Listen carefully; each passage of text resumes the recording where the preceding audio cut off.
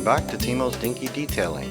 Today I'm going to be working on a Matchbox Speed King. This is a Lamborghini Miura. I hope I'm pronouncing that right. This is a toy that's been sitting in my cupboard for a long time. It was found when we bought our new house in 1997 under the water heater. It was covered in dust and cobwebs, and I wiped all that stuff off. But I looked at the car, and it's got those ugly wheels. It's got that really ugly sticker on the hood that looks like a muskox with a sword through his head. Anyway, it didn't appeal to me, and I had no idea what the toy was. I didn't really pay attention. I just put it away because at the time, I just had other things going on. But anyway, it sat in the cupboard, and now I've run out of other toys for the time being. So I said, okay, well, what do I have lying around that I could fix up? So I pulled this one out and figured out that it's actually a nice car. It's the original supercar. The Miura came out in the 60s, and it set a trend for all the other supercars. And I figured, okay, it actually has a chance of capturing my interest. Sometimes the cars that don't look like they're going to come out nice wind up being the actual gems. So as usual, I've got to take the base off, and my favorite way suddenly now, and I used to not want to do this. I would want to use a drill and the drill press, and I'm finding this is a lot quicker, and I'm not so annoyed by the noise of the Dremel tool. So pretty simple matter of getting the base off. It's a cast base, which is not a usual thing for Dinky toys, which I'm used to. And the seats, look, they're absolutely mint condition. They're even clean, like straight from the factory. The windshield is also in excellent condition. You can see there's a little bit of marks on it but I think most of it's dust. It doesn't have any deep scratches, so I might not polish this one. I might just use the floor polish. So now this hinging part, first of all, there's more things. There's more rivets on this thing. This is obviously later in the 60s when they added more stuff to these toys, and it's got a lot of stuff riveted on. So the engine is riveted. So I got that piece off, and it's a beautiful casting. Has all kinds of little details on it. Looks great. Of course, it's an engine without any air cleaners on it, but anyway, it's beautiful. And here's the hinge. So the hinge is it's got these claws that have been bent over, and there's also there's a little spring here, and that spring is holding the pivot for that tailgate, for the, what would you call it? It's not a hood, it's a tailgate. I don't know. It's engine cover, and it's been crimped in there, kind of like, and it kind of has me worried because it's kind of like the London toy cars, where it has a similar crimps on the axles, and if you try to bend them out like I'm doing here, I've gone to the bigger screwdriver, and there's a good chance that you're just going to break the thing off. So I'm just trying to get it enough so that I can get that tailgate off of it without damaging those parts. Otherwise, I'll have to come some way of putting it back together. So here I've got it, and it seems to be close. And I don't want it all the way, and there we go, it comes off. So I didn't want to take it all the way by bending it, because I want to be able to pop this thing back in. So I'm testing it out, and sure enough, it pops right back in. So I can just do that. I don't have to re-bend it any tighter because the base of the model is going to hold that in anyway. Now this sticker, it's a paper sticker, and it's obviously not, it's designed to be permanent, and so it doesn't want to come off, and it's just made of paper. So I make a huge Herculean effort because I know that sometimes one of these paper things will stop the caustic soda from stripping the paint underneath it. So I go through a lot of trouble, and in the end I soak it in water for a while and I'm able to get most of it off. Once that shiny part of the paper is off, it's pretty safe that the caustic soda is going to go through it and take the paint off. Now this thing has a trailer hitch, and I'm not trying to save it because I don't want this Lamborghini to have a trailer hitch. Obviously, as a toy for a child, they're going to want to pull the caravan with it to the campsite in the Cotswolds. But I'm going to make it into the ridiculously expensive supercar that it is, and nobody's ever going to pull a trailer with it. So I don't need to save that hook. So these screws, those posts are very small. So this tap I'm using is a 256 tap. This is a really tiny thing. This is in the front. In the front, it's bigger. So I'm using 440 and I'm using my spiral fluted tap to go through there. And this is all the fundamental stuff I do on every model. And then I realized, okay, there's the front grille. It's also riveted in, and I've just finished drilling and tapping a hole through part of that front grille. So it's a little bit tricky to get out because I've already drilled through. So there's a bunch of interference from where I cut the threads and where I drilled through. And it's coming, it's moving, so I've just got to find a way to push the thing out of there. And there we go. And you can see there was a little hook cut in there, so I just broke that off. It'll go back in just fine.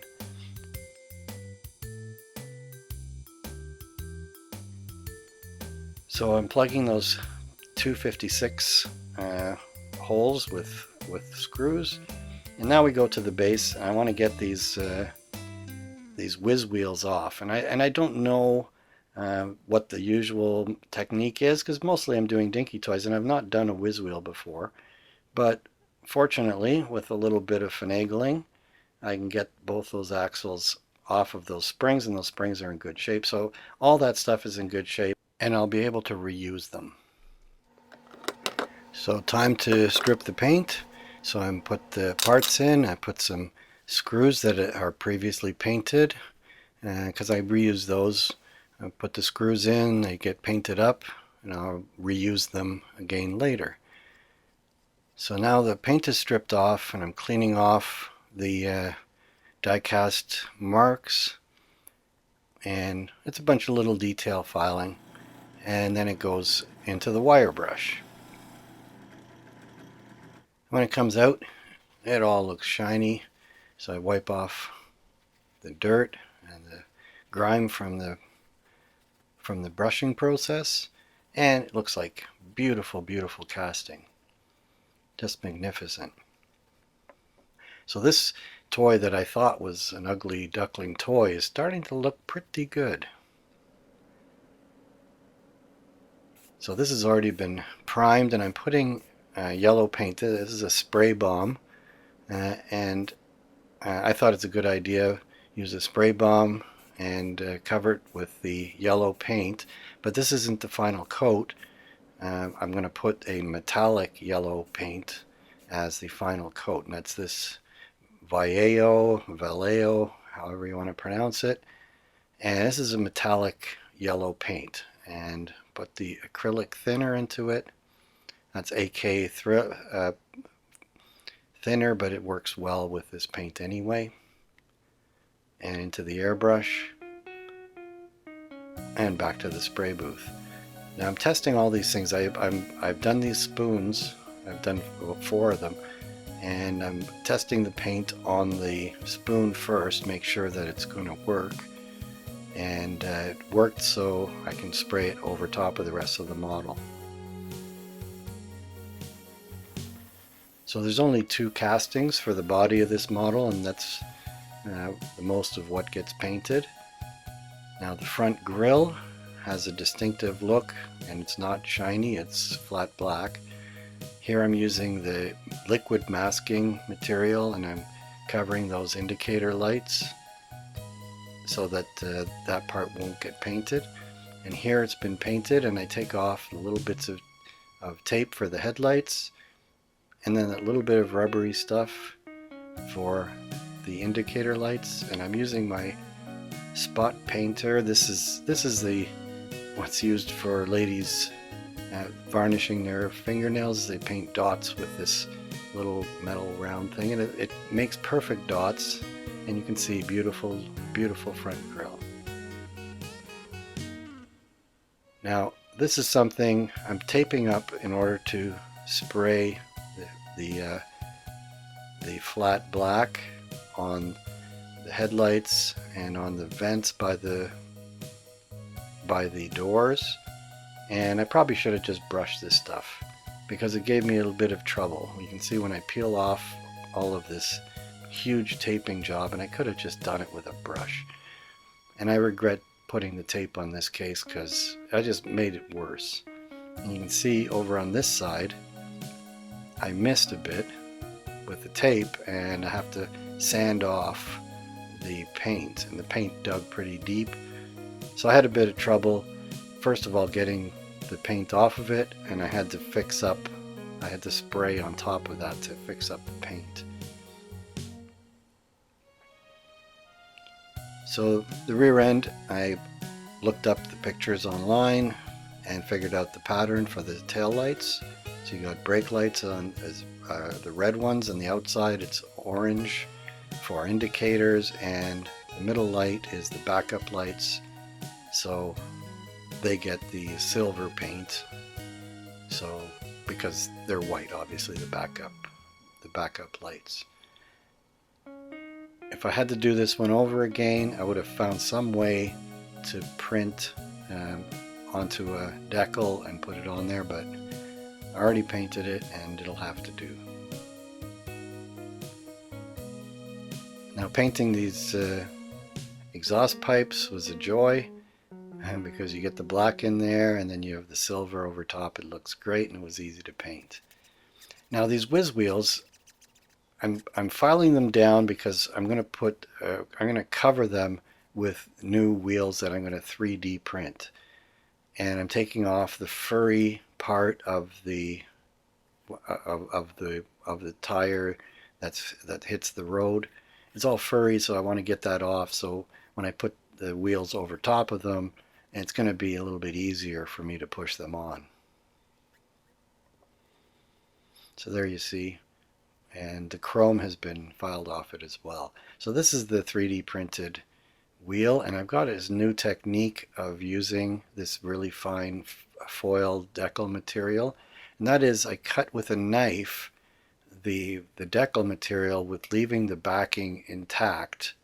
There's a little string that got that I didn't quite cut with the X-Acto knife, but it makes it easier for me to pull the paper out from under. So from now on I'm always going to leave extra paper, and I'm just going to cut the actual plastic part of the decal so that part pulls off when I pull the paper off.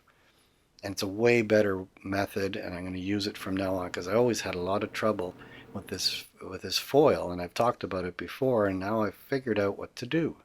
So you can see I've left a bigger piece and I've cut with the X-Acto knife, so only the part with the actual printing goes onto the wheel. There, I've got it off center, and at that point it's pretty easy to move it around.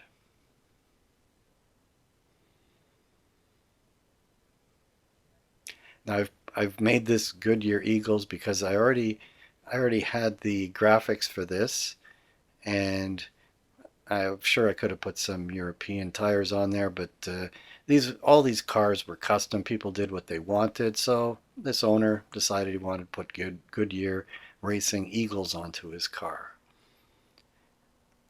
Now for the tires, they go on to these tiny little 3D printed wheels, and I even printed a little mounting jig there. so that I could attach them to the tires.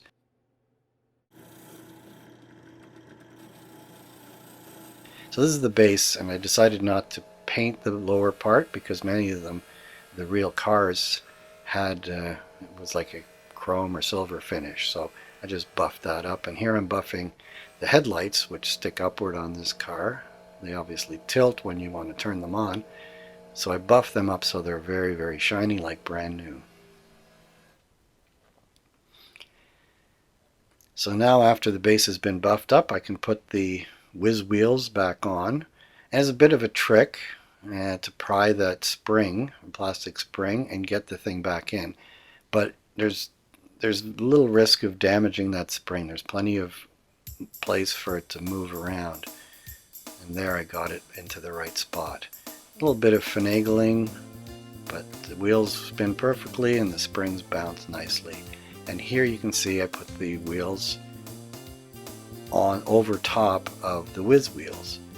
And of course those wheels were way too small for the toy, so there's plenty of room for this design. I push it there. There's no need for any glue or anything else because it fits on a friction fit. And this was actually the first printing, so I didn't even have to adjust the size. So I got it right the first time.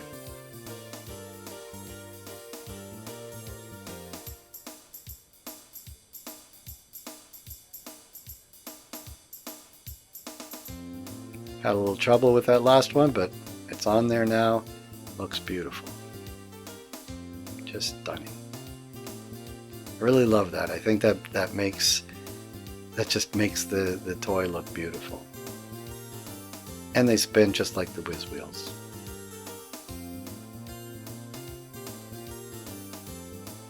So for the interior, I wanted to get a color that's going to match. Usually a Dinky or Corgi toy, they would have a dark color. If they had a light color, you would put a red interior. So I made a red interior, and this is actually Vallejo metallic red, which looks a little bit more pink.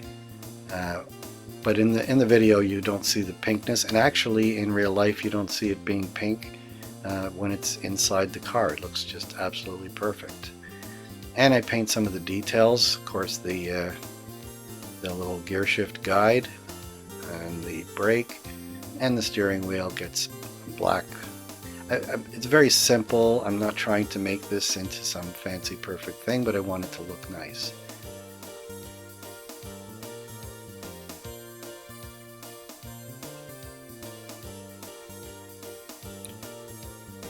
And then I need to close it up again. It's a very nice design so that the steering wheel folds, the whole dashboard folds over and the steering wheel comes over the front seat. So the body is painted, and I've painted just a little bit of color into the engine bay.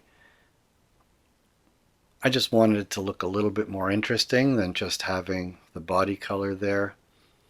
I don't know what those things are supposed to be, but I figure they need to be a different color. So here's the engine. I pointed out before that the engine, it came with no air cleaners on it. It just has the intakes, and it looks all right.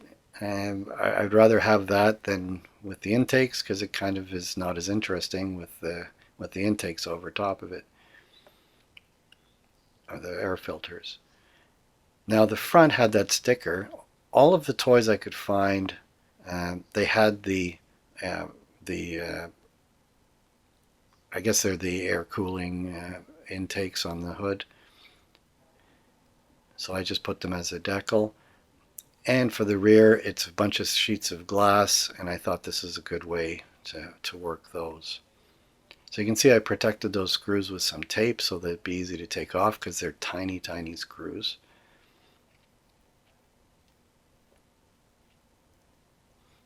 And you can see that there's 5 screws in there, and actually there would have been 2 more if I was going to screw in the front grille and the engine, but they don't need to be screwed in. So this is the little spring that actually pushes the tailgate down at the back. So I screw that back in. I'm not putting any trailer hitch on there.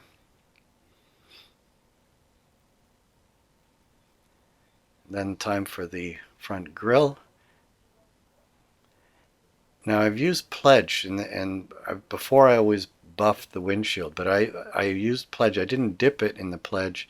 I put Pledge into the airbrush and I sprayed it, and it came out beautiful. You can see. So it's ready to go together now. And again, I push the tailgate into those little clips, and it works beautifully. It doesn't need to do anything else. My windshield goes in, then my interior, and then the base. I was very surprised at how well engineered this toy is for putting it back together. This is probably the easiest reassembly I've ever done for one of these complex models. Everything fit together perfectly, and it was very easy to put together. So these are the 256 screws, and this one is a 440 screw like I have on most of my Dinky toys. So the rear window on this car was actually louvers, and if I 3D printed louvers, it would look like a bunch of black steps. I thought this is a better compromise. See-through, but it gives the impression of the louvers anyway. And then I'd already done the final video, and I said, nope, I gotta have these knockoff lugs. So I printed 4 knockoff lugs and put them into the wheels.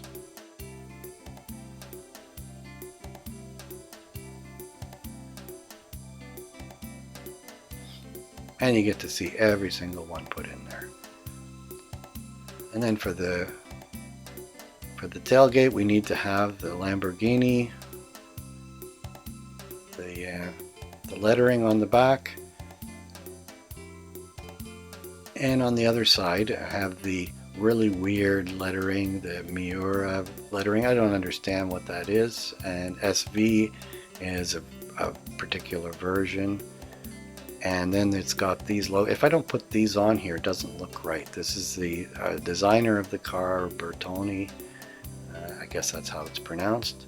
And there's a piece of the casting that's not really the right shape. But anyway, I know what's supposed to be there, and I put them in the approximate position.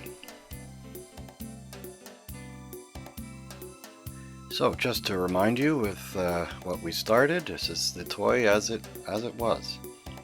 Let's see what it looks like now. I'm really pleased with this. This is one of those toys that I thought was hopeless. And when I started to work on it, I realized that it's actually a beautiful car. This is the original supercar from late 60s, the first Lamborghini design.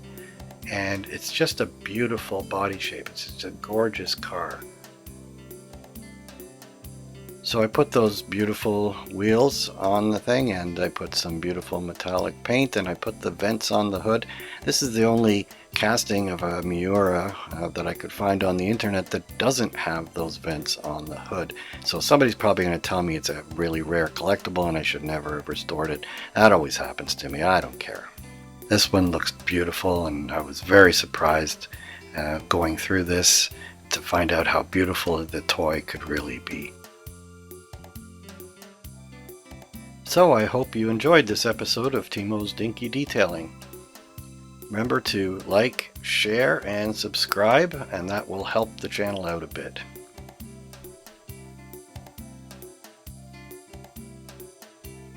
So until next time, be seeing you.